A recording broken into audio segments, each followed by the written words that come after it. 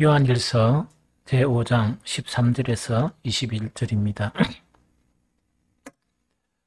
내가 하나님의 아들의 이름을 믿는 너희에게 이것을 쓰는 것은 너희로 하여금 너희에게 영생이 있음을 알게 하려 함이라. 그를 향하여 우리가 가진 바 담대함이 이것이니 그의 뜻대로 무엇을 구하면 들으심이라. 우리가 무엇이든지 구하는 바를 들으시는 줄을 안즉 우리가 그에게 구한 그것을 얻은 줄 또한 아느니라.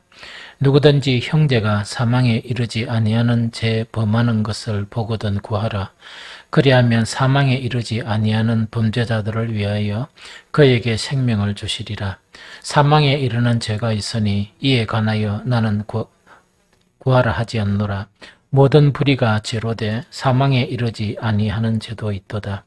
하나님께로부터 난 자는 다 범죄하지 아니하는 줄을 우리가 아노라. 하나님께로부터 나신 자가 그를 지키심에 악한 자가 그를 만지지도 못하느니라. 또 아는 것은 우리는 하나님께 속하고 온 세상은 악한 자 안에서 처한 것이며 또 아는 것은 하나님의 아들이 이르러 우리에게 지각을 주사 우리로 참된 자를 알게 하신 것과 또한 우리가 참된 자 곧 그의 아들 예수 그리스도 안에 있는 것이니 그는 참 하나님이시요 영생이시라. 자녀들아 너희 자신을 지켜 우상에게서 멀리하라. 아멘.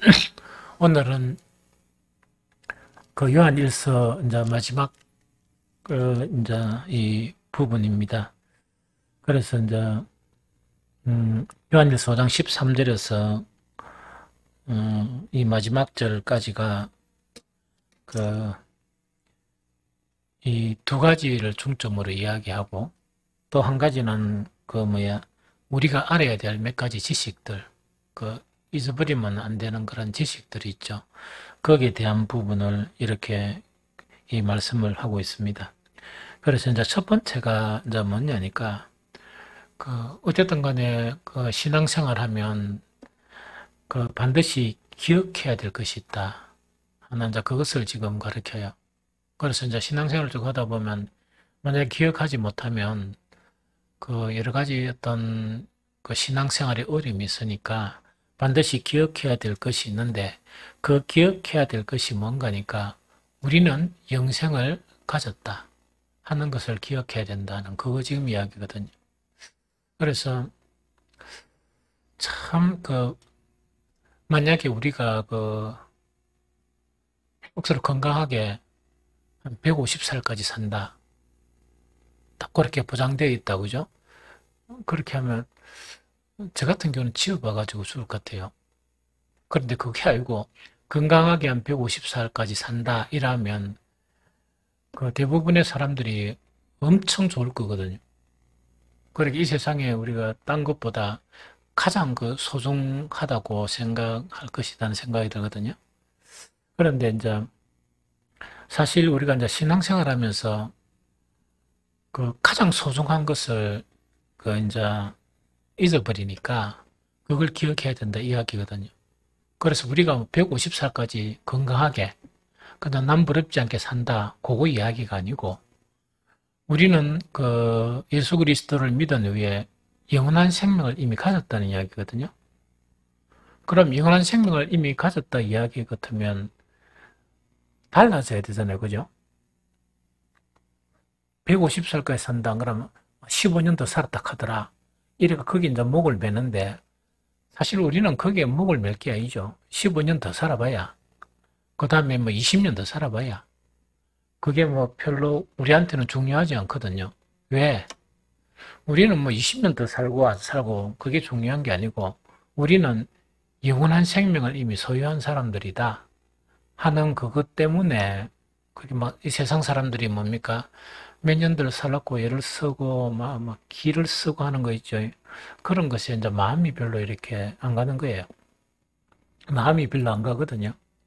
그래서 이제 사실은 영원한 생명을 가졌다는 이 자체는 대단히 중요한 거잖아요.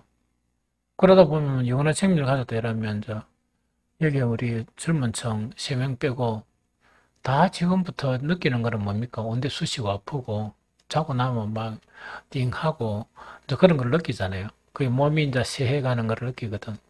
그게 이제 뭐냐니까, 자꾸 이제 죽음 이야기하니까 좀 이상하게 생각하는데 그게 아니고, 인생, 탄생이 있으면 죽음은 마지막 과정이거든요. 그런데 이 죽음의 마지막 과정에 대한 그 해석이나 이해를 그리스도인들은 너무 잘해야 되거든요.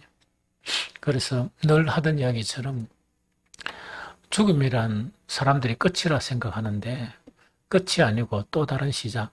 우리가 상상할 수 없는 또 다른 시작이 바로 죽음을 이야기하거든요. 그래서 죽음을 자꾸 이제 이야기를 하는 것은 대단히 중요하다는 이야기죠. 인생 자체가 쟤 때문에 슬픈 게 뭐가 가장 슬프냐? 제가 이제 느끼는 거는 뭐냐니까 살아가는 거는 이렇게 살든 저렇게 살든 모양을 달라도 이 살아가는 거는 그 뭡니까? 똑같은 그 유익이 있다 생각이 들어요. 그 우리 아버지가 사업을 망해가지고 제가 중학교 때부터 상당히 어려움을 많이 겪었어요. 어려움을 엄청 겪어가지고 중학교 때 막 크잖아요. 그러면 교복이 1년 전에 산 교복은 슉 이리 올라오죠. 근데 나는 그거 입고 다녔어요. 그런데 문제가 뭐냐? 요게 떨어진 게 입고 다녔어요. 딴 아들은 깨끗한데 터져도 그거 입고 다녔어요. 이렇게 쑥 이래가지고. 그래가지고. 그런데 이상하게 나는 하나도 안 부러웠어. 그게 부끄럽지도 않고 다른 아이들이 부럽지도 않았었어요.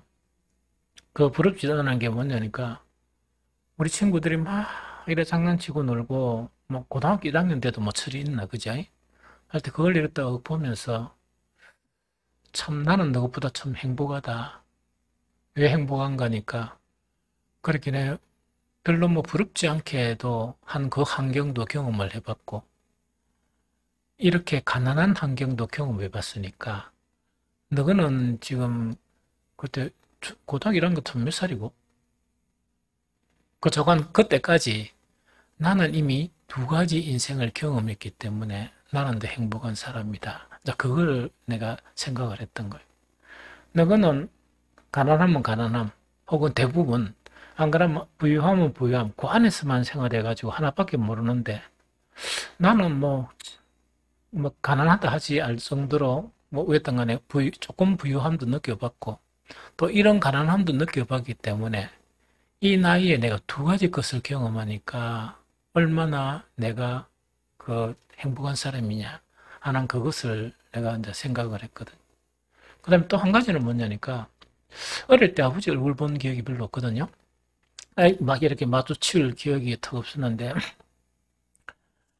그 사업을 실패하니까 아버지가 집에만 이렇게 내가 생각하던 아버지하고 다르게 아주 초라한 아버지가 초라한 모습으로 있는 거예요.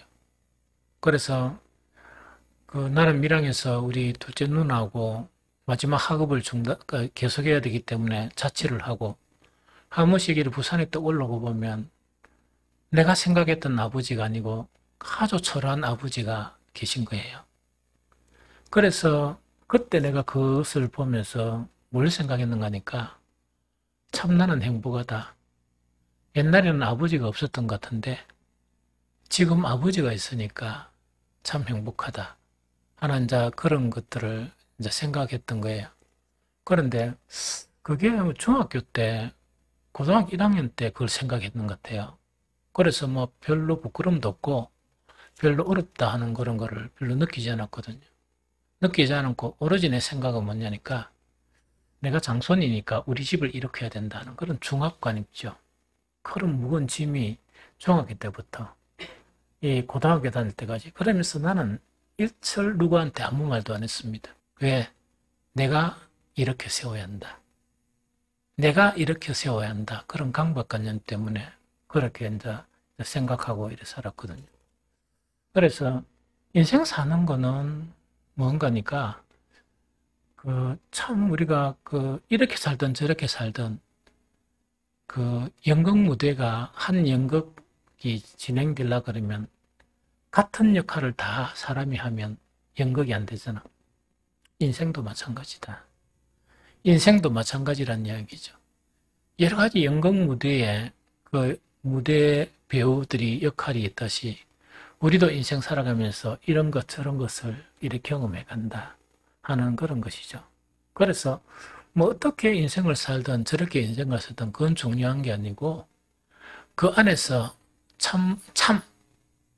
참과 진실, 그 다음에 행복을 누리면서 사느냐 안 사느냐, 그것이 중요하다 하는 그런 생각이 들거든요. 그런데 인생에서 가장 이제 슬픈 것이 뭔가니까 마지막 단계인 죽음이죠. 어느 시절, 어느 때부터 죽음을 향해서 이렇게 나아가고 있는 거예요. 그래서 나아가고 있으면서 뭘 느끼느냐? 내가 피부로 내 몸의 변화나 여러 가지 것들을 느끼면서 이렇게 가는데 참 죽음으로 향하는 그 길 자체가 한 번씩 보면 서글프기도 하고 참 이렇게 힘들어 보이기도 하고 그렇다는 이야기죠. 한 번씩 그 요양병원에 옛날에 병원에 아무데나 갔으니까 이래 이제 턱 하다 보면 정말 이 살아 계신 것인지 안 그러면 이런 상태로 사는 게 맞는 것인지 할 정도로 어떤 분은 계속 병원 안에서 주무시기만 하고 또 어떤 분들은 막 계속 이렇게 이제 불평을 하고 고통스러워하고 하는 그런 모습을 참 보거든요. 그게 이제 뭐냐니까 딱 죽음이라는 문 앞에까지 가는데 그 길 자체가 사람이 다 다르다는 이야기거든. 그래서 그것이 참으로 참 서글프다 하는 그 이야기죠. 그런데 왜 우리에게는 그 과정 자체가 어떤 과정인지 모르지만 나는 기도할 때 이제 그런 거를 기도하는 거예요.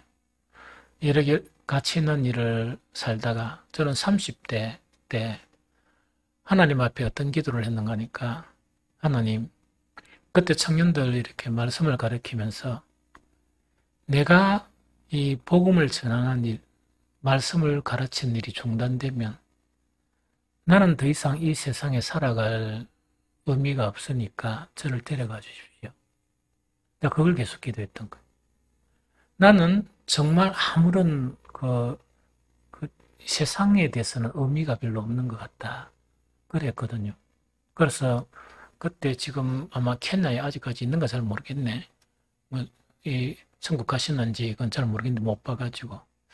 그때 막 그 동력하는 분하고 이야기하면서 내가 33살 되던 해 하나님께서 은혜를 입혀주시면 예수님도 33세에 돌아가셨으니까 수치적으로 나도 이때 죽어도 참 좋다 하면서 뭐라고 했는가 하니까 33살 되던 해 34살은 없다 생각하고 세상의 것으로 살다가 가는 것도 참 행복이다. 그 뒤에는 이야기가 하기가 좀 어렵고 어쨌든 간에 덕이 안 되니까 그래서 그런 생각도 이렇게 해본 적이 있거든요. 믿음의 사람들이 왜 죽음에 대해서 소연하냐? 왜 많은 분들이 선교를 하면서 이 세상을 저버리고 모든 것을 저버리면서 주를 위해서 살았느냐? 영원한 생명을 이미 가졌기 때문이다. 그래서 영원한 생명을 이렇게 가졌다 보니까 가장 이 가치 있는 죽음은 주를 위해서 죽는 것. 그것이 가장 가치 있는 죽음이거든요. 그래서 죽음에 대해서 다 초연하다는 이야기죠. 그래서 이만큼 우리에게 영생을 주셨는데 이 영생을 살아가면서 잊어버린다는 이야기거든요. 그걸 지금 그것 때문에 이제 요한일서를 마치면서 뭐냐니까 이렇게 이야기하는 거예요. 13절 다시 읽어볼까요? 요한일서 5장 13절 다시 읽어봅니다. 시작. 내가 하나님의 아들의 이름을 믿는 너희에게 이것을 쓰는 것은 너희로 하여금 너희에게 영생이 있음을 알게 하려 합니다. 하는 그 이야기죠. 즉 영생을 하나님이 주셨으면 그 영생을 주신 사건이 너무나 충격적이잖아요. 선물 중 가장 최상의 선물이잖아요. 그럼 이거 잊어버리면 안 된단 말이에요. 안 되는데 현실적으로 살아가면서 잊어버린단 말입니까? 안 잊어버린단 말입니까? 잊어버리니까 사도 요한은 그것이 너무 안타까운 거야. 너무 안타깝다 보니까 이 요한일서를 쓰면서 이 요한일서를 쓰는 목적 자체가 너희가 영생을 이미 하나님 주시는데 영생 주신 것을 잊어버리다 보니까 막 죽음 앞에 사람이 비굴해지고 딴 여러 가지 막 이렇게 살아가는데 이 뭡니까 편안하게 살지 못하고 완전 너무 두려워하고 너무 그 뭡니까 이 집착하고 이런 식으로 살다 보니까 그게 너무나 안타깝지 않았나 하는 이제 그런 생각이 듭니다. 그래서 그, 그 믿음으로 승리하고 살라 그러면 나는 어떤 사람이다? 영원한 생명을 가진 사람이다. 하는 것을 인식하는 것, 또 기억하는 것, 이것이 대단히 중요하다 하는 그 이야기죠. 그래서 이걸 기억하는 것하고 기억 안 하는 것하고는 신앙생활 하는 게 천지 차이죠. 그 천지 차이지. 그래서 이제 이런 부분이다는 이야기죠. 그러면은 어떤 간 현실적으로 우리는 보이는 이 세상을 살기 때문에 보이는 게 영향을 받아요. 그런데 성경은 뭐냐? 이 보이는 것을 우리가 믿는 건 아니다라는 이야기거든요. 우리가 보지 못하는 것을 믿는 것이 신앙이다는 그 이야기거든요. 그래서 참 교회에 나오고부터 이 보이는 것 자체를 무시하고 보이지 않는 것으로 살아가는 거 있죠. 그런 단계가 되려 그러면 참으로 그 단계에 이르기까지 뭐 사람에 따라 다르지만 참 진짜 어지간한 믿음이 아니면 보이지 않는 소망으로 살아가기가 너무 힘들다는 얘기. 그래서 보이지 않는 소망으로 살아가면 부활이나 영생이나 천국이나 이런 게 있다 보니까 이 세상 살 때는 왜 사면 됩니까? 외국 여행 가가지고 딱 계획을 해가지고 돈 얼마 딱 가지고 있으면 보면은 뭡니까? 그 나라 돈 바꿀 거잖아요? 그래 동전 몇 개 남겨놓고 그거는 기념으로 가져가든지 나머지 이렇게 체계적으로 다 쓰고 이렇게 가서 내가 지금에 가면은 내한테는 직업도 있고 본국에 돌아가면 이래서 편안하게 사용을 하잖아. 그 가서도 또 막 일하는 사람 있을랑은 잘 몰라. 뭐 그 사람들은 어쩔 수 없고 그게 뭐 취미인지 성격인지 잘 모르겠지만 어떤 간에 이제 그래 하는 것처럼 이 세상에 살면 되는데 그래서 천국이나 영생이 있음을 기억하지 못하면 하나님이 보시는 관점에서 정말 좀 그나마 하나님이 인정하는 믿음의 삶을 살기는 너무 힘들지 않겠느냐. 그래서 뭐냐니까 너희에게 영생이 있는 것을 알게 하려 함이라 이렇게 이제 이야기하거든요. 그래서 혹시 이런 갈등을 가지고 있을 수 있죠. 신앙은 영속적인 갈등의 연속 속에서 성숙하는 거예요. 끊임없는 갈등이 계속 생겨야 됩니다. 그래서 어떤 사람 있죠. 참 믿음이 없네. 뭘 그래 근심만 걱정만 그렇게 이야기하는 사람이 믿음이 제일 없는 사람이에요. 그 렌즈 딱 이렇게 까보면 밑바닥도 안 되는 거야. 가장 기초도 모르는 사람들이 이제 그런 말 하거든요. 그게 아니고 신앙이란 거는 어떤 단계에 올라섰을지라도 다음 단계가 또 올라서기까지 갈등이 생기고 또한 그 속에서 그 문제가 해결되면 또 다른 갈등이 생기고 이렇게 하면서 예수 그리스도의 장사한 분량까지 살아가는 거예요. 그게 아니고 어떤 사람은 뭘 그래 고민하고 뭘 그래 고민하는가 나는 마음이 편안하다는 거 있죠. 그거는 편안한 게 아니고 무감각한 인간일 수도 있다. 감각 없이 살아가는. 그래서 참 이런 부분을 우리가 좀 유의해야 된다는 이야기죠. 그럼 조금 전에 이야기했듯이 참 그리스도인이면 성경에 있는 거 영생, 천국 뭐 이런 거 있죠. 주님이 우리에게 주신 기쁨, 세상이 가질 수 없는 평안 같으면 만약에 내가 내 속을 잘 알잖아. 떡보고 없으면 뭡니까? 갈등이 있어야 됩니까? 없어야 됩니까? 어떤 갈등이 있어야 됩니까? 내 신앙에 문제가 있는가? 이거 이래 돼야 되잖아.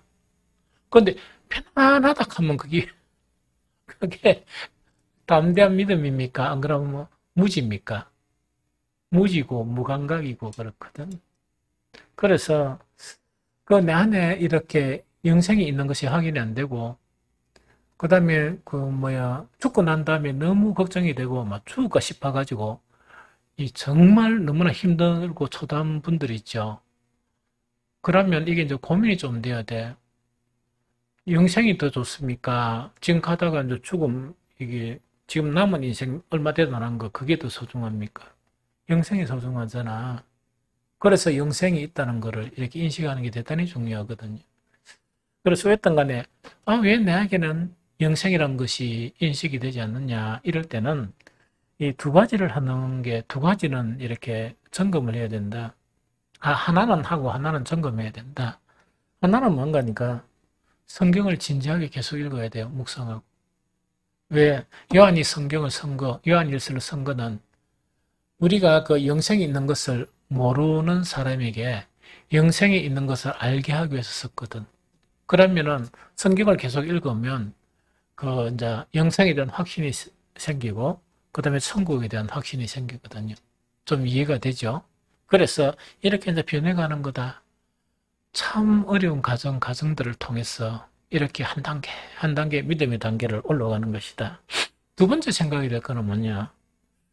내가 하나님의 아들의 이름을 믿는 너희에게 이것을 쓴 것은 너희로 하여금 너희에게 영생이 있음을 알게 하려 합니다. 믿음의 문제일 수 있다는 이야기거든. 그러니까 다 믿음을 가진 자를 이야기하죠. 가진 자들 중에서 영생이 인식이 안 된다 하면 그 믿음 자체가 너무나 연약하든지 안 그러면 그 믿음이 이 성경에서 소개하는 그런 믿음 방향하고 좀 다른지 하는 것을 생각하면서 그런 것들을 해결해 나가다 보면 우리는 어떻게 되는 거니까 정말 하나님께서 예수 그리스도를 통해서 우리에게 영원한 생명을 주셨다 하는 그것이 확신이 되고 그것이 되면은 뭐냐니까 좀 담대해지죠. 담대해지잖아. 그렇죠? 천국이 있는 것이 확신이 되죠. 천국이 있는 것이 확신이 되면 여기 나이 정도 우리 젊은 척 말고 나이 정도가 되면은 왜 되는 거니까 천국 갈 때까지는 잘 모르겠지만 어떻게 내가 좀 정리를 하고 살아야 될 것인가 이런 거 있죠. 그런 거를 고민을 해야 되지 않겠느냐.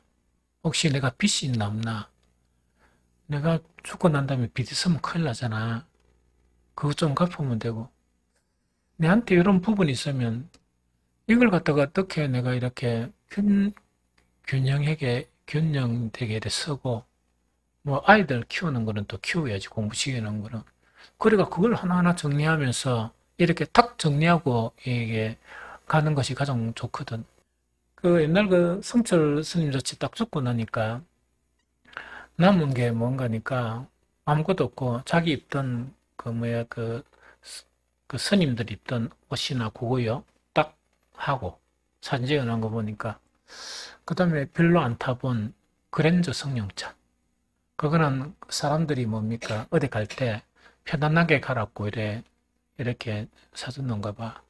그래서 그걸 딱 남기고 이 물어 돌아갔어요. 흙으로 돌아갔단 말이에요. 그렇게 뭐 자기가 물었고 이야기했으니까 인생의 결론은 무다. 그런데 그리스도인의 인생의 결론은 뭡니까? 아니요. 영원한 생명이고 천국이에요. 이 무슨 말인지 알겠죠? 그래서 제가 했던 간에 이제 그 천국이 없는 그런 종교인들도 그렇게 그 죽음이나 이런 걸 받아들이고 그렇게 사는데 천국을 가던 그리스도인들이 너무 집착하면 그 예수 그리스도께서 가르친 복음이 잘못된 거라.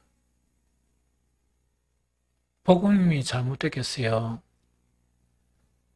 그런 거를 추구하는 교회가 잘못되겠어요. 그럼 그 사람이 잘못되겠어요. 절대로 예수님이 가르친 복음은 잘못된 게 아무것도 없거든. 아무것도 없는데 대다수의 예수를 믿는다 하는 사람들이 예수님이 가르친 그거하고 딴 방향으로 가고 있단 말이에요. 그러면서 믿는다 하니까 그게 웃기잖아. 그게 너무나 우습잖아요. 그리스도인 같으면 복음에 제시한 대로 따라 살아야지. 근데 복음을 무시해본단 말이야? 무시해버려 자기 멋대로 산다. 그러면 안 되잖아. 하나님의 아들로서 이 땅에 오셨던 우리의 선생님, 예수님은 이 땅에 무리될 곳이 없이 사셨단 말이야. 그럼 우리 그 반대로 산다 그러면 그 사람은 예수 그리스도를 따르는 사람입니까? 대체 뭐하는 종랭이라? 근데 흉내는 다 낸단 말이야. 주여 주여 하면서. 그게 너무 이게 뭐야 웃기는 사람 아니에요? 그래서 오늘 이 세상에는 웃기는 사람들이 너무 많다. 웃은 사람들이 너무 많단 말이야. 그 웃은 사람이 세상 사람이 아니고 교회 다니는 사람들이. 네, 무슨 말인지 알겠죠? 그래서 그러다 보니까 영생이 있는 것도 모르고 막 사는 기라 그 세상 사람은 똑같이 이 뭡니까 안 죽으려고 애쓰고 어느 정도 건강하게 살고 건강 관리하는 거는 맞지. 그보다 너무 애쓰는 거 보면 초라하잖아. 그 다음에 그 양반이 진짜 이래 이 영생이 있는 게 아닌지 없는지도 모르잖아. 안 그렇겠나? 그래서 너 서희는 뭐가 될란간 잘 모르겠지만 교회에서 직분을 받으면 받을수록 이 세상에서는 초인한 그런 모습을 보여야 돼. 모습을 보이고 주님의 그런 길을 따르는 그런 모습을 보여야 내가 그리스도인이라 이야기할 수 있지. 이게 무엇이 신앙의 종교의 형태는 가지는데 그런 걸 찾아보려 하니까 찾아볼 수도 없다. 그 사람 많은 사람이야. 그래서 그러니까 요한일서 제일 마지막 읽어보면 충격적이란 말이에요. 영생을 주었는데 그 유작붙단 말이야. 비충격적인 거 알겠죠? 이렇게 살면 얼마나 참 우스운 그런 사람이겠느냐. 세상 사람도 아니고 예수의 제자도 아니고 이게 참 웃기는 사람들 아니겠어요? 그래 그걸 지금 지적하는 건데 안타깝다 보니까 우리가 또 보이는 현실을 살다 보니까 그런 것도 있을 수 있다는 그 이야기를. 두 번째, 담대함을 가져라. 여기서 이야기하는 건 특히 기도할 때 담대함을 가져라 그 이야기입니다. 이 말씀 생각을 하면서 묵상하니까 수요 기도에 우리 금요 기도에 참석한 여러분 좀 믿음이 많이 있었으면 좋겠지만 믿음이 작든 믿음이 없든 또 믿음이 전혀 없든 그래도 참석한다는 이거 자체가 참 대단한 것이구나 하는 그런 생각이 좀 들어요. 요한일서 5장 14절 16절 같이 또 읽어봅니다. 시작. 그를 향하여 우리가 가진 바 담대함이 이것이니 그의 뜻대로 무엇을 구하면 들으심이라. 우리가 무엇이든지 구하는 바를 들으시는 줄을 안적 우리가 그에게 구한 그것을 얻은 줄을 또한 아느니라. 한 번 더 읽어봅니다. 그를 향하여 우리가 가진 바 담대함은 이것이니 그의 뜻대로 무엇을 구하면 들으심이라. 우리가 무엇이든지 구하는 바를 들으시는 줄을 안적 우리가 그에게 구한 그것을 얻은 줄을 또한 아느니라 하는 요 말씀이거든요. 그럼 여기서 이제 그를 향하여 우리가 가진 바 담대함은 요거다. 이 담대함이 필요하다는 얘기예요. 그것이 뭔가니까 그의 뜻대로 무엇을 구하면 뭐 하신다? 들으신다는 얘기. 그렇게 그의 뜻대로 무엇이든지 무엇을 구하면 뭐 한다고? 그가 들으신다 하는 그거 지금 이야기예요. 그러면 우리가 하나님께 만약에 기도하잖아요. 기도하면 담대함이 필요해. 담대함이 필요한 것은 뭐가 담대함인가 하니까 하나님의 뜻대로 무엇을 구하면 하나님은 뭐라고? 우리의 기도를 듣는다는 얘기를 이렇게. 우리의 기도를 이제 듣고 우리가 무엇이든지 구하는 바를 들으신 줄 안적 우리가 그에게 구한 것을 얻은 줄 또한 아느니라. 왜? 하나님이 들으셨으니까 그것을 얻은 줄 또한 아느니라 하는 그 이야기거든요. 그래서 첫 번째 가져야 할 담대함은 뭐냐? 주님의 뜻대로 무엇을 구하면 들으신다. 이게 무슨 말이겠습니까? 이게 아주 중요하다는 이야기지. 그런데 요 중요한데 이제 전제 조건이 뭐냐? 주님의 뜻대로 구하는 삶이 참 중요하다. 그래서 기도자들은 뭐냐? 주님의 뜻을 분별하는 일이 대단히 중요해요. 대단히 중요하고 또 하나는 뭐냐니까 주님의 뜻대로 살려고 하는 이 마음 있죠. 이것이 대단히 중요하다. 이게 무슨 말인지 알겠죠? 그럼 이거는 왜 이렇게 이야기하는 거니까 주님의 뜻대로 사는 건 중요하거든요. 아무도 100% 주님의 뜻대로 살지 못합니다. 나도 마찬가지요. 그러다 보니까 우리가 뭘 해야 되는 거니까 주님의 뜻을 분별해 나가는 일. 왜? 주님 뜻을 모르니까 뜻대로 못 사는 경우도 있단 말이야. 분별해 나가는 일도 대단히 중요하고 실천사항으로. 또 하나는 주님의 뜻대로 살려고 하는 분별은 되어도 다 사라집니까? 못 사라지지. 우리 육신 때문에. 그래서 주님의 뜻대로 살려는 마음 있죠. 이것만으로도 대단히 이거는 주님 편에서 이거는 주님의 뜻대로 살려고 하는 그런 사람으로 인정받을 수 있다는 그 이야기입니다. 이해됩니까? 그래서 이제 기억해야 될 그 성경 구절 하나가 뭐냐? 기도자들은 바로 주님의 뜻대로 기도하는 이 기도 있죠. 이거를 하고 연관된 말씀이 잠언 28장 9절 말씀입니다. 사람이 귀를 돌려 율법을 듣지 아니하면 그의 기도도 가증하니라. 즉 뭐냐니까 사람이 귀를 돌려 무엇을 듣지 아니하면 율법을 듣지 아니하면 오늘날 같으면 말씀을 듣지 아니하면 말씀은 안 들으면서 기도하는 것은 뭐라고? 아주 가증하다. 잠언 28장 9절입니다. 아주 중요한 말씀이에요. 그렇죠? 그런 부분이죠. 그 다음에 이제 두 번째 여기서 이야기하는 것은 우리가 주의 뜻대로 무엇이든지 구하는 바를 뭐한 줄 안다? 얻은 줄 안다는 말이에요. 다시 이야기할게요. 우리가 주의 뜻대로 무엇을 구하든지 구하는 바를 얻은 줄로 안다 하는 그게 이제 15절이죠. 어떻게 되어 있습니까? 우리가 무엇이든지 구하는 바를 들으시는 줄을 안적 우리가 그에게 구한 그것을 얻은 줄 또한 아느니라. 이게 이제 무슨 말씀입니까? 좀 설명할게요. 만약에 이렇게 하나님의 뜻대로 구하는 그런 기도를 하게 되죠. 그러면 하나님의 뜻대로 뭔가를 막 기도를 한단 말이지. 그렇게는 하나님의 뜻이란 거는 만약에 모든 사람들을 위해서 기도하라. 그러면 그 기도하는 것도 하나님의 뜻이지. 그럼 뭔가를 기도하겠죠. 기도를 떡 하니까 하나님의 뜻대로 기도를 하니까 하나님이 이제 들으셨을 뿐만 아니고 그 다음에 그렇게 기도하는 것은 뭐 한다고요? 기도한 것은 오해된다고요? 얻은 줄 안다는, 얻은 줄로 안다는 그 이야기죠. 여기 무슨 말인가 이야기를 할게요. 많은 사람들이 기도를 하면서 이런 문제에 부딪혀요.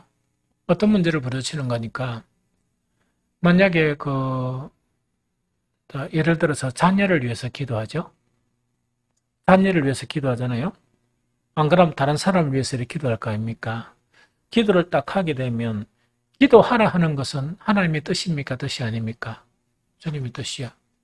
그러면 하나님의 뜻에 따라서 그 사람을 위해서 기도를 하면 그거는 하나님의 뜻대로 구하는 것이죠. 그런데 문제가 뭐냐니까 하나님의 뜻대로 구하는 기도는 얻은 줄 알아야 된단 말이야. 얻은 줄 알아야 되는데 얻은 줄 모르는 경우가 너무 많다는 그 얘기죠. 그런데 문제는 뭐냐? 하나님이 주셨는데도 주신지 안 주신지도 모르는 사람들이 많다. 그렇긴 좀 감각이 되게 둔한 사람이죠. 감각이 엄청 둔한 사람이죠. 왜 그런 경우가 생기는 거니까 하나님의 뜻대로 기도하기에는 기도했거든요. 기도했는데 그럼 하나님 뜻대로 사랑하는 마음으로 기도를 또 했으면 그 기도를 하나님 들으셨죠? 하나님 들으셨으면 하나님께서 응답을 그 사람에게 이미 하셨단 말이야. 하셨는데 왜 모르는 거니까 각본을 이렇게 딴단 말이야. 어떻게 따는 거니까 만약에 자녀 같으면 내 자녀는 반드시 요것을 해 주십시오 하면서 딱 해가 각본을 짜는 거야. 각본을 딱 짜가지고 하나님 요렇게 우리 아이를 요렇게 만들어주세요. 요 이야기란 말이야. 각본을 짜. 자기 자식이 있으면 저엄마가 자기 자식에 대해서 더 잘 알겠습니까? 하나님이 저거 자식에 대해서 더 잘 알겠습니까? 하나님이 엄청 잘 아신단 말이에요. 엄청 잘 아시거든. 그러면은, 저거 자식이, 누가, 요대로 해주세요. 이랬단 말이야. 요대로 해주세요. 그랬는데, 이 사회 환경의 변화가 그대로 되면 그 사람 망하는 거야. 저거 엄마나 저거 아버지가 합니까? 하나님이 하세요. 하나님이 하시지. 그래서 그 하나님의 뜻대로 구하면 하나님이 들으셨단 말이야. 들으셨으면 우리가 얻은 것도 알아야 되잖아. 그런데 우리는 조건을 제시해요, 항상. 언제까지?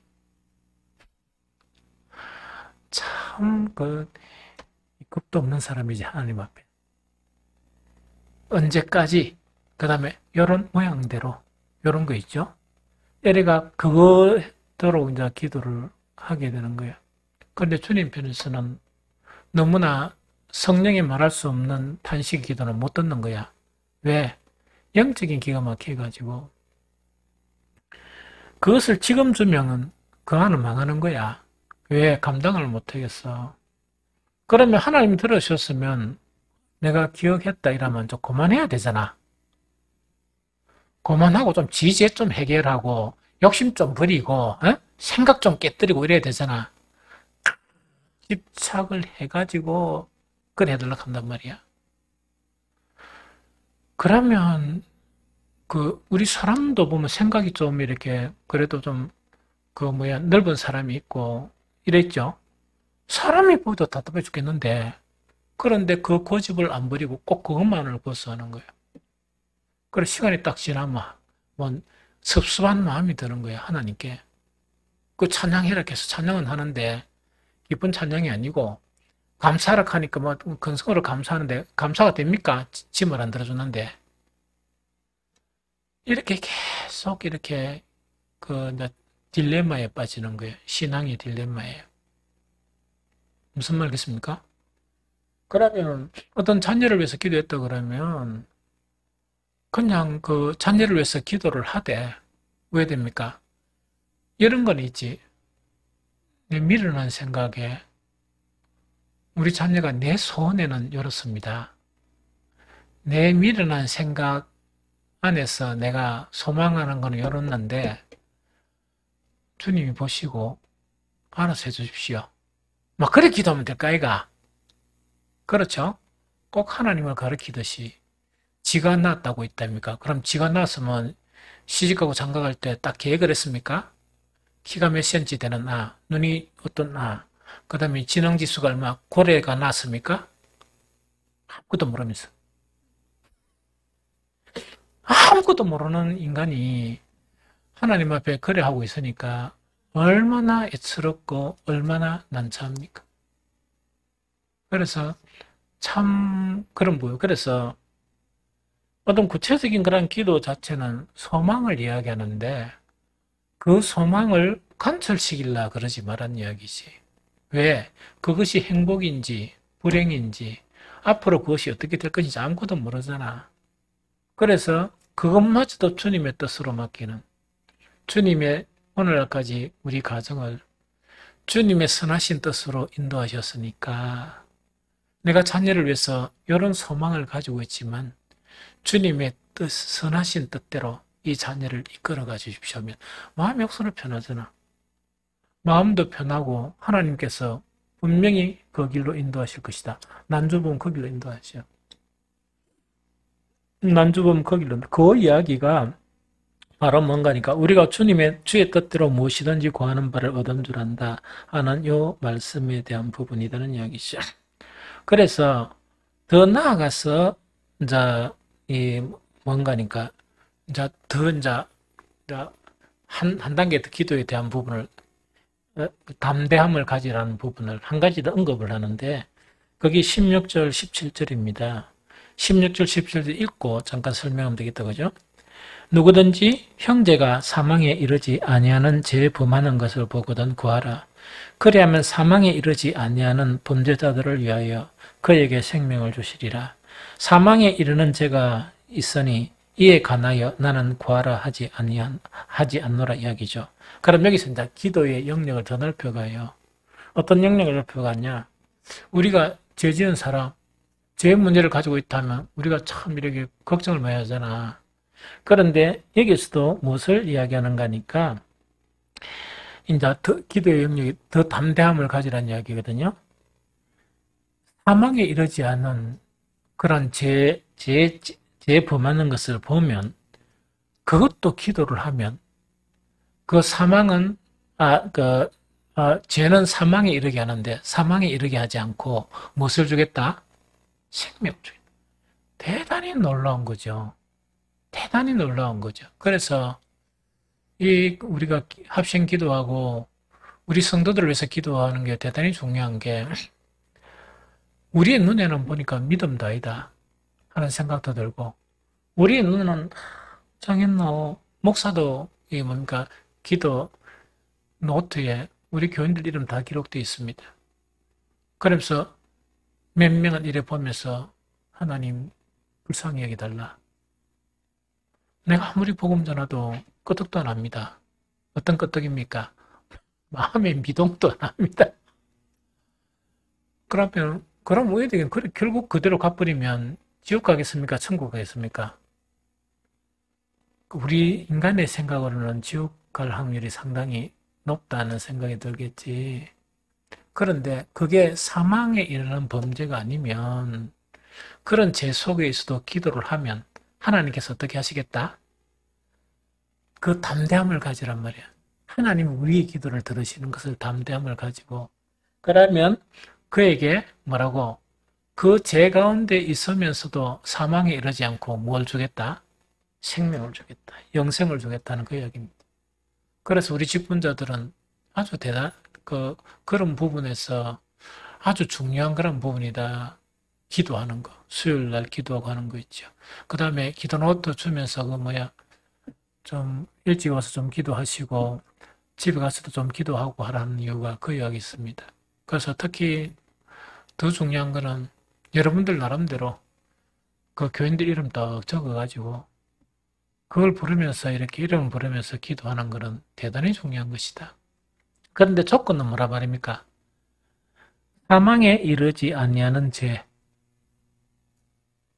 그럼 사망에 이르는 죄는 뭡니까? 용서받지 못하는 죄. 성경을 통해서 이거를 규정하기는 좀 힘들어요. 필요하다면 이렇게 한번 이렇게 나눌 수는 있지만 예수님은 이건 이미 가르쳤습니다. 무엇을 방해하는 자는 성령을 방해하는 자입니다.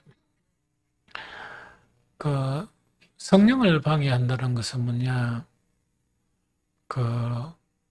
성령은 우리 사람의 영 속에 거하시는 분이고 하나님의 말씀은 어디에 거하느냐? 우리 영 안에 거해요.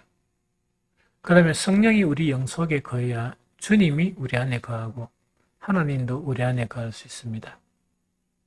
그래서 보편적인 그리스도인들은 이런 지식이 없잖아. 지식이 없는데 그 핵심적인 것을 방해하는 사람을 이야기해요. 그렇게 믿음 못 가지도록. 그러면 사탄의 일꾼들이겠지. 이 사탄의 일꾼들이야. 그 죄는 용서받지 못한다. 그래서 사도 요한도 뭐냐? 그런 죄를 그런 죄를 짓는 사람에 대해서는 기도하라는 말을 안 한다는 이야기거든. 왜?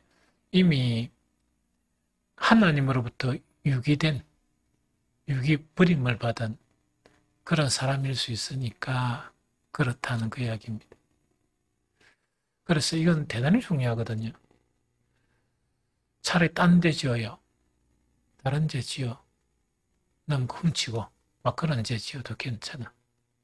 그런데 성령을 모독하거나 이 성령을 방해하는 죄는 용서받지 못합니다.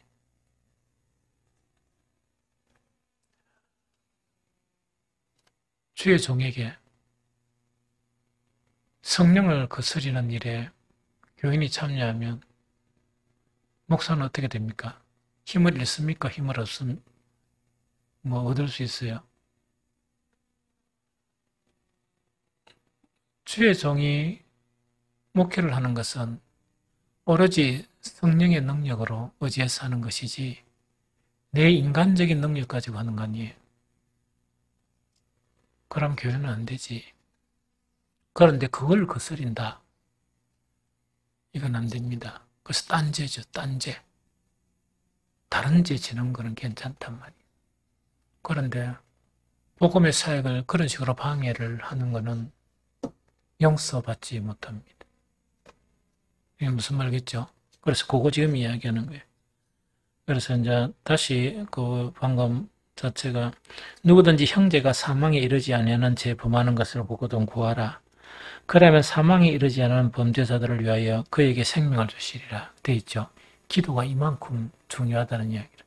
그래서 여러분들 수요기도, 새벽기도, 금요기도 오는 분들은 특히 이 담대함을 가져야 돼. 내가 하는 일은 대단히 중요하다. 대단히 중요하다. 교회가 자꾸 크고 아무 관계 없습니다. 조선 트로트맨 옛날 이야기 듣죠? 지금은 거의 사라졌지만 그와 그 친구 5명은 뭔가니까 주님 앞에 뜨거운 마음을 가지고 세계 지도를 탁 가져놓고 그걸 이렇게 각 나라를 이렇게 두고 그 합심 기도를 한 거예요. 그래서 뭘 해놨냐니까 약 30년, 40년 전에 우리나라 대학 선교를 이끌은 게 두 개가 있는데 하나는 CCC와 하나는 내비게이터였었어요. 그런데 내가 보니까 누가 좀 강했느냐? 내비게이터가 훨씬 강했습니다. 그 당시에. 강했는데 그 내비게이터 창시자가 누구냐? 더슨 트로트맨과 그 친구들이라 젊은 친구들이 딱 기도하면서 일하다 보니까 그 놀라운 능력이 나타나는 거예요. 너무 신기한 거는 더슨 트로트맨이 죽고 난 이후에 그 영적인 힘이 사라졌어요. 점차 쇠퇴하면서 지금은 옛날에 있었던 그런 서적 외에는 지금은 거의 그런 것이 없어져 버렸어요. 참 그만큼 기도가 놀랍다는 이야기를. 그 다음에 이제 마지막 세 번째로는 뭐냐? 우리가 알아야 할 몇 가지 지식들. 그러면 이제 신앙생활 하다 보니까 이런 지식을 알아야 되죠. 제일 첫 번째로 뭐냐? 하나님으로부터 난 자마다 범죄하지 않는다. 하나님으로부터 난 자마다 뭐 안 짓는다? 범죄 안 합니다. 요한일서 5장 18절 같이 읽어봅니다. 시작. 하나님께로부터 난 자는 다 범죄하지 아니하는 줄을 우리가 아노라. 하나님께로부터 나신 자가 그를 지키심에 악한 자가 그를 만지지도 못하느니라. 그럼 이거 설명하고 갈게요. 하나님께로부터 난 자, 요때 하나님께로부터 난 자는 누구를 이야기합니까? 내하고 여러분들, 우리 그리스도인들을 이야기합니다. 하나님께로 난 자, 그렇게 거듭난 자를 이야기합니다. 거듭난 자는 다 범죄하지 않은 줄 우리가 아노라. 왜 그러냐? 하나님께로부터 나신 자가 그를 지키다. 요 뒤에 하나님께로부터 나신 자가 그를 지킨다. 예수님을 이야기합니다. 알겠어요? 예수님이 그를 지키심에 악한 자가 그를 만지지도 못하느니라. 그래서 예수님은 지금도 지키시는 뿐만 아니고 하나님 보좌 우편에서 뭐하고 계세요? 우리를 위해서 기도하고 계시는 분이시다 하는 그 이야기죠. 그런데 하나님께로 난 자마다 죄를 짓지 않는다는 표현이 두 가지가 있죠. 방금 이 표현이 있고 또 하나는 우리가 이미 먼저 나눴던 요한일서 3장 9절. 하나님께로 난 자마다 죄를 짓지 아니하나니 이는 하나님의 뭐가? 씨가, 생명의 씨 있죠. 하나님의 씨가 그의 속에 거하며 그도 범죄하지 못하는 것은 하나님께로부터 났습니다 하는 그 이야기죠. 이게 무슨 말이겠지? 그럼 뭐 연결해 보면 우리 속에 있는 새 생명이 있죠. 새 생명은 죄를 거부합니다. 맞죠? 그러다가 그 새 생명도 거부하는데 또 누가? 하나님의 아들 예수 그리스도가 죄를 못 짓도록 정말 우리를 위해서 기도하고 또 우리를 보호해 주신다는 그 이야기죠. 그럼 어떻게 보호할까요? 단어가. 하나님은 하나님 우편에 앉아 계신데. 응? 맞다. 요한복음 14장에 보면 예수님이 십자가를 지시기 전에 하신 분명한 말씀은 뭐냐? 그 제자들이 예수님 가신다 하니까 막 그 벌레가 난리가 났단 말이야. 에? 난리가 나니까 예수님께서 뭐냐? 내가 너희를 고아와 같이 버려두지 않는다. 내가 반드시 너에게 다시 온다. 하는 그 말씀을 하셨어.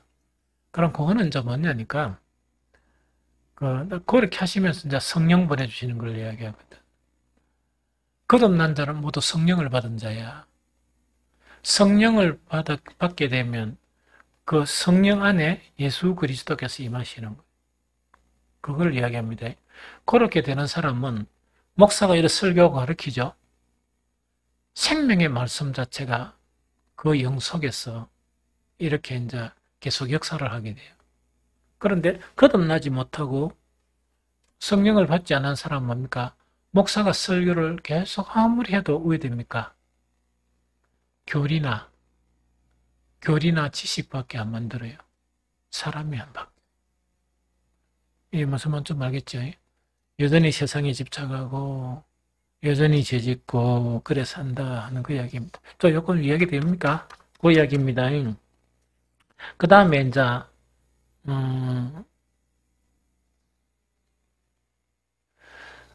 두 번째는 뭐냐? 그래 하나는 하나님께서 난 자보다 범죄하지 않는다 하는 요 지식을 알아야 되고 또 한 가지는 뭘 알아야 돼? 두 소속의 문제. 항상 소속을 계속 이야기했죠. 설교를 했죠. 요한일서 5장 19절 읽어봅니다. 자, 시작. 또 아는 것은 우리는 하나님께 속하고 온 세상은 악한 자 안에 처한 것이며, 이때 처한 것이라는 건 속한 것이며 하는 그 이야기입니다. 그럼 요건 요 이야기라.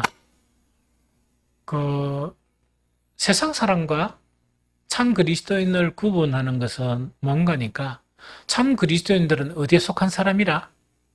하나님께 속한 사람이야. 그런데 참 그리스도인이 아닌 사람은 어디에 속았다고? 이거는 악한 자라는 건 누굽니까? 사탄에게 속했다는 얘기. 그렇게 소속이 다르다는 얘기, 소속이. 그래서 소속이 다른 줄 알아라 하는 그거를 이야기합니다. 그래서 소속이 다른 줄 알아야 나중에 시험도 안 들고 왜 됩니까? 그렇게 잘 믿음 생활을 할 수 있습니다. 그 다음에 이제 마지막 한 가지는 뭐냐니까, 그리스도께서 성육신을 통해서 이미 하나님을 알게 하셨다. 그리스도께서 성육신을 통해서 이미 하나님을 알게 하셨다. 그게 요한일서 5장 20절입니다. 읽어봅니다. 시작. 또 아는 것은 하나님의 아들이 이르러 우리에게 지각을 주사 우리로 참된 자를 알게 하신 것과 또한 우리가 참된 자 곧 그의 아들 예수 그리스도 안에 있는 것이니 그는 참 하나님이시요 영생이시라 하는 이야기죠. 그래서 요거는 뭐냐니까, 또 아는 것은 하나님의 아들이 이르러 육신을 입어 이 땅에 오셨죠.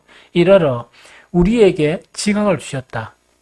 우리의 지각을 깨뜨려 주셔가지고 우리로 참된 자, 이때 참된 자는 누굽니까? 하나님. 참된 자이신 하나님을 알게 하신 것과 또한 우리가 참된 자 곧 그의 아들 예수 그리스도 안에 있는 것이다 하는 그 이야기죠.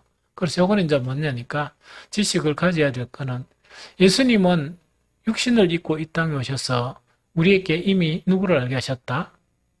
하나님을 알게 하셨다. 그럼 요거는 관련 성경은 어떤 것입니까? 요한복음 14장 8절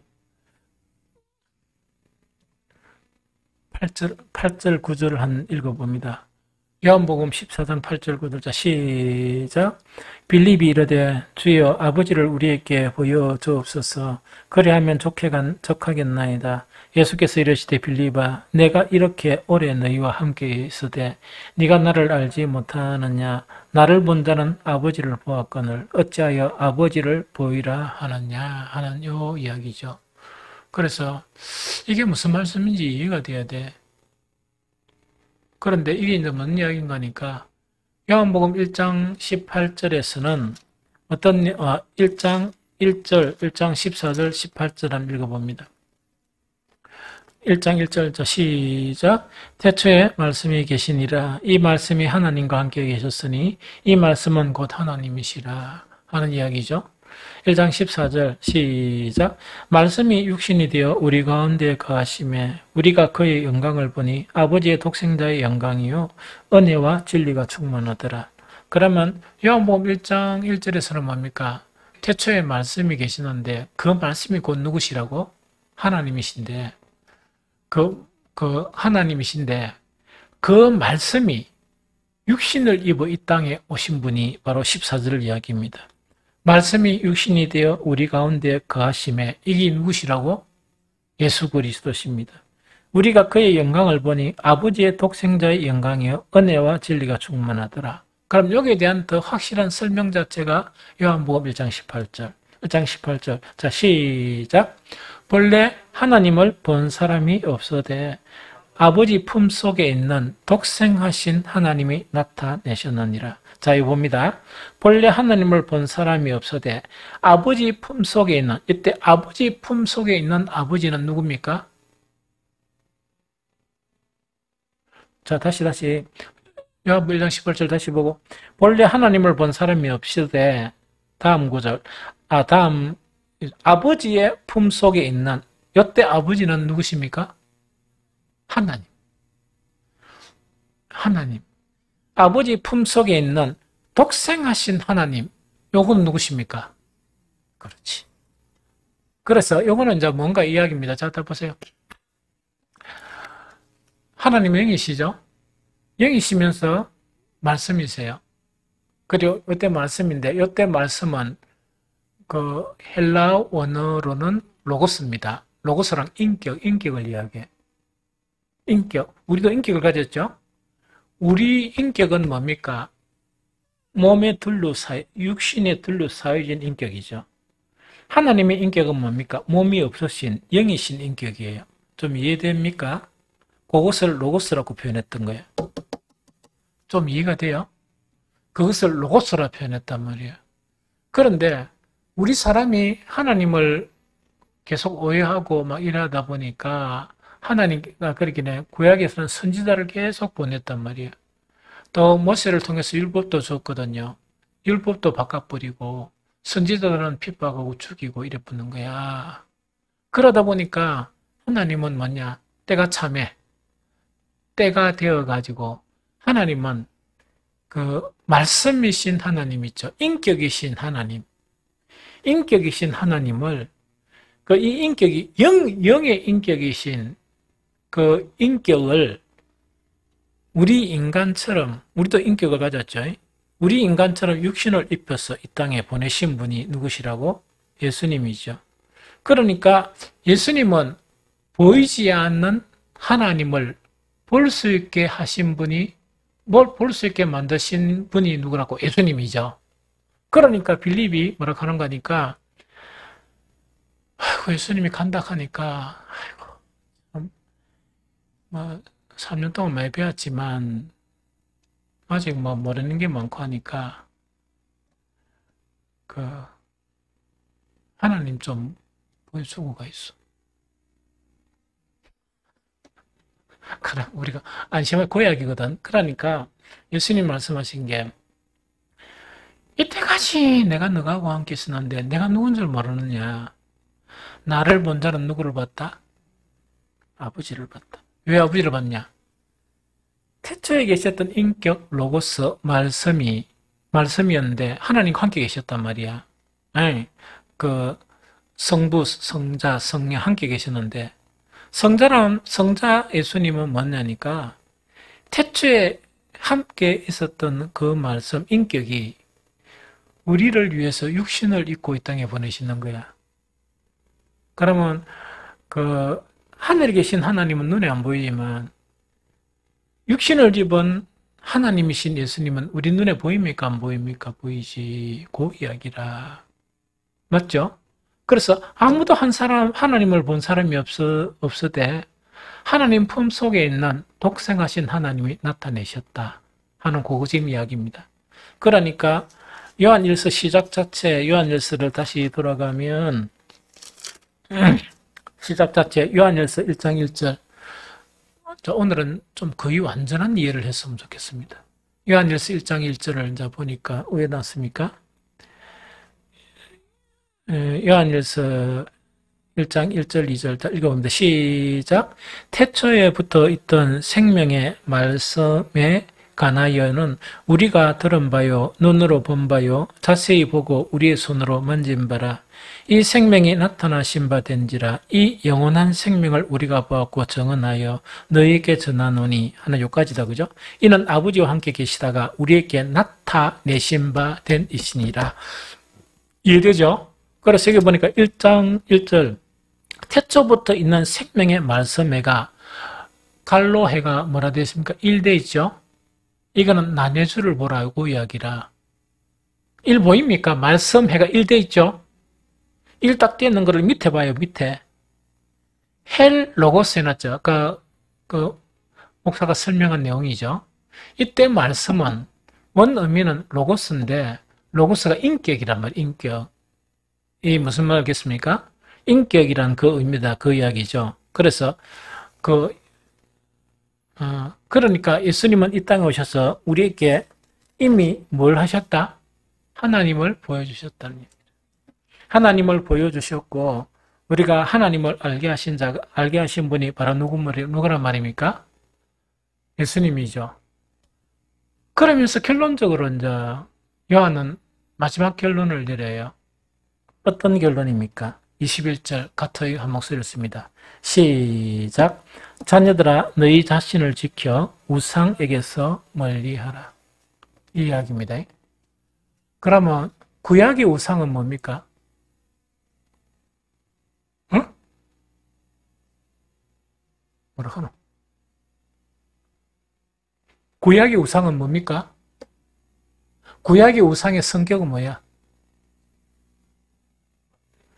그러니까 좀 자누가 다음에 물으면 고상하게 그죠? 하나님을 형상화한 것. 형상화할 수 없는 하나님을 예수님도 알면서 형상화한 것이 우상이에요. 그게 큰 죄란 말이에요. 그러면서 거기에다가 이렇게 뭡니까? 절하고 하는 거 있죠. 하나님이라고 절하니까 자기들은 여기 하나님이라는 이야기라. 하나님께 절하니까 이게 하나님입니까? 하나님 아닙니까? 아니지. 하나님은 이렇게 계신데. 그 모세가 시내산에 올라가니까 그 사람들이 뭘 만들었습니까? 금송아지 만들었는데 그 금송아지는 그냥 설계가 만드는 게 아니고 애굽에 종로로 탈 때 그 송아지 신상을 늘 보고 살았거든. 그러니까 금을 가지고 송아지 만들어 이랬던 거야. 그러면은 모세하고 시내산에서 대면하시는 하나님은 저 계신데 저거는 뭐냐? 애국을 향해서 하고 있는 거예요. 그게 우상이에요. 신약에서의 우상은 뭡니까? 탐욕, 욕심. 우리 속에 있는 탐욕과 욕심이 그 우상입니다. 렌즈를 보면 탐욕과 욕심이 모든 진리를 구약에서 우상을 만들던 섭성의 사람은 하나님의 계명을 뭐로 만들어? 인간의 교훈으로 만들어버리지. 그래가지고 저것도 망하고 사람들 다 도매금으로 망하게 만드는 게 그 이야기라.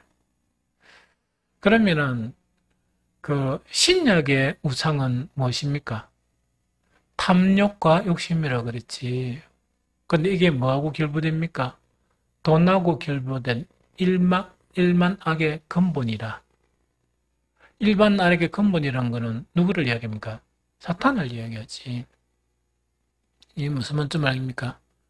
그래서 신약에서 우상 자체는 뭐냐니까 그 예수 그리스도를 통해서 복음을 주셨죠. 이 복음도 바꿔버리는 거야. 그 복음 아닌 거로. 그래서 구약이 하는 짓이나 신약이 하는 짓이 똑같아요. 그래서 우리는 뭐로 돌아가야 돼? 말씀으로 순수한 복음으로 돌아가야 한다 하는 그 이야기입니다. 그래서 이미 다 보여주셨는데 왜 또 우상을 만드느냐? 왜 또 우상을 섬기느냐? 그래서 그거는 하면 안 된다 하는 그것에 대한 말씀.